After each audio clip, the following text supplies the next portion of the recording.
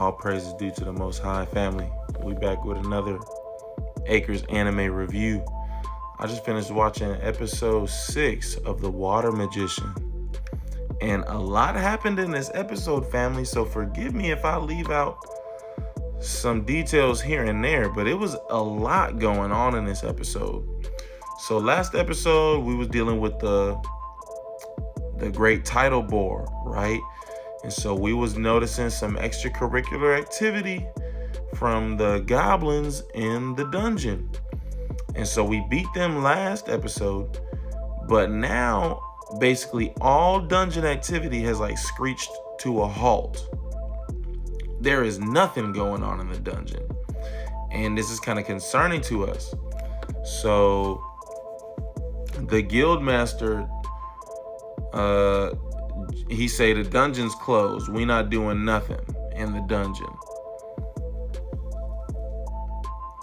Now the adventurers in the guild, we celebrating because we was basically at war last episode. So we having a celebration, but the guild master low-key stressed. He's like, man, it's still so much work I gotta do and still so much I gotta figure out. So he kind of stressed. But so he closing the dungeon because he's saying this non-activity is very weird. But that's actually an issue for Rio's roommates because that's their job is to go into the dungeon, and get some magic stones and sell the magic stones and get paid for a quest from the guild master.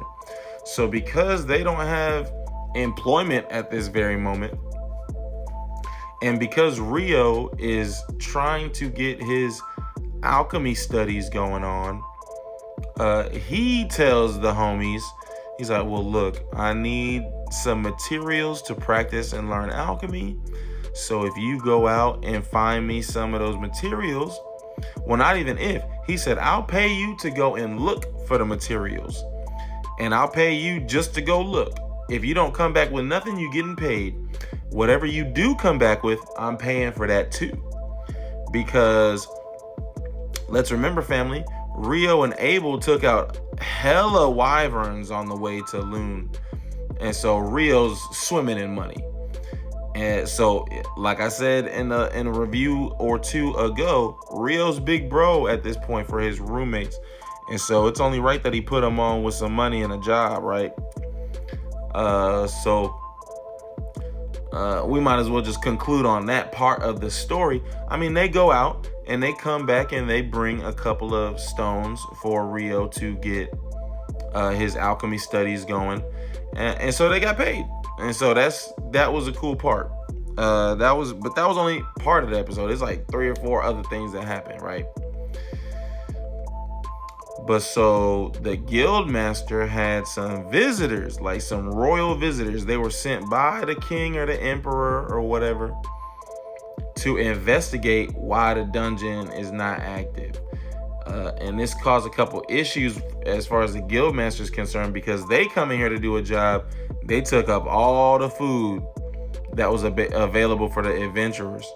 So the adventurers the guild is having to organize like other means of procuring food from neighboring towns and cities, which kind of gives some of the adventurers a job, because the business people going to procure the food need security while they do that, while they go to and fro. So that low-key gives some of the adventurers some jobs while the dungeon is closed. But still, nonetheless, like, that's an infrastructure problem that these guys cause for us just as visitors. On top of just getting on the guild master's nerves. Now, some of these knights, though, were getting kind of active too. I told you, family, there's a lot going on in this episode. So,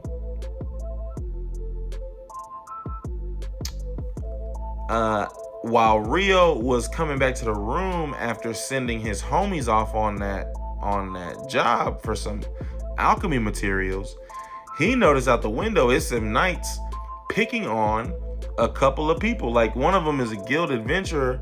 Another was a girl that I don't remember her name or what what she's about to end up, like why she's important. But they was picking on a couple people, particularly the girl, and then the adventurer was trying to save her from these bullies because they was bullying her, right? And Rio's peeping this from outside the window, and he do a little bit of magic, a little bit of here and there, and he basically just buy them time for Phelps to pull up. And then when Phelps pull up, he really like shame them and tell them, he's like, hold on, like you need to know who I am. Phelps is a top adventurer, but he also has some ties to like the town's authority. Like I don't want to say he's royalty, but he's got like a high title outside of his guild rank. And so the knights were like, all right, well, we can't really mess with Phelps. But Phelps had peeped what Rio did in that instant. Even though Rio thought he was being sneaky, Phelps had peeped it. And the only reason why that matters, I mean, this will manifest itself later in the episodes, but why that matters is because, remember, we was basically fighting the dungeon last episode. It was like a mini war with these goblins. And apparently, Abel was telling some of these other people around, like, man, we could really use Rio in this moment. Like, this would be a lot easier if Rio was around here. And so now, I told you three episodes ago, Rio is done with the slow life. He's an overnight celebrity. Everybody's on his tail. And so now Phelps is included in that. Phelps is peeping like, okay, like this dude might be somebody to keep my eye on, someone to look out for. And so they give each other a nod of respect. And then they move on. Now, Rio having a meal, Abel pull up and Abel say, hey man, I got a job. I would really like your help. And so they have like a client that needs security or something while in the town.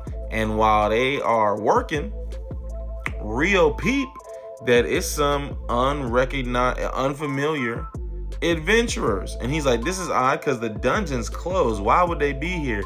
So they came from a different town. And they onto some unscrupulous activity.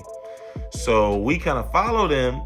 And they try baiting us. They try trapping us, basically. But, Rio and Abel even say so. He's like, man, they tried to do their best as far as trapping us, but nobody really know how powerful you are, Rio. As evidenced by Abel's, what's her name? Is it Rhea or what's the other one's name? I forgot, but Lynn? I think those are the two mages in Abel's party, and one of them is obsessed with Rio because she just cannot wrap her mind around what Abel is saying that Rio's able to do as far as these spells, particularly this ice wall spell that he did. But so they tried to trap them and ambush them. We easily dispatched them, and we found an alchemy tool. And Rio wants it, but Abel saying, now we got to give that up for evidence. Now I told you there's a lot going on, family. I'm struggling to get all this in this short review. But so I believe the last thing here of importance to discuss is, so we actually are going into the dungeon to investigate and to test with these royal investigators. They have alchemy tools to test the mana levels in the dungeon. So we go and investigate. Our original plans were to only go to layer 3, at least on the first day. At the end of it, we on day 7, and I think we got as deep as layer 38. No activity, which is very weird because we was just seeing goblins on layer 1, right? So we went from one extreme to the other. No activity as far as deep as layer 38. We see a gate and we try to test the mana levels on the other side of the gate. We pull out all the alchemy equipment, and as soon as we start to testing, everybody disappear. The royal investigators disappear.